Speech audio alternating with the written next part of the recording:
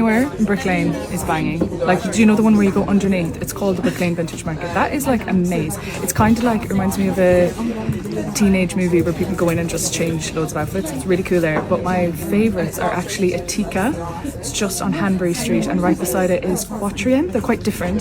Atika is it's your usual vintage store where it's a lot of, it's a bit chaotic, but really good pieces. And then Quatrium's very curated, gorgeous pieces. The shoes, the bags, the shirts, unbelievable. Well, mine would always be the Royal Trinity stores. They're all around London, and I just think they've got some of the best bits, a lot of high-end designer bits. Clapham one has some really, really good stuff, and they're always after some new bits. So if you ever have stuff that's like not super used, go and send it there. Me and Florence actually did a charity shop dash with it. The sporty and rich, it's a green jumper, but it says the Carlisle, which is where they all get ready for the Met Ball.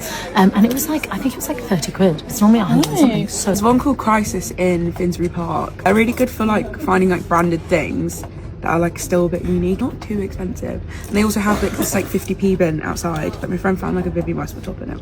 It's crazy. I have found a pair of boots in there that were really nice. It's really cool, like almost cowboy kind of boots with like a buckle. It was like a mixture between like a biker and a cowboy. But I actually went up to Angel last weekend, and I went to Magpie Vintage, which I feel like is a bit of a classic in some people's minds. It was the first time I went, and they had the most amazing festival going pieces ever. I actually picked up these glasses, not very applicable for today's weather, but they're so cool, with the blue frames and the brown. I think blue and brown is such a fun combo. But yeah, they just have so many fun little suede pieces, tassel pieces, boots, jackets, waistcoats, everything. It was so, and the jewellery as well was so good.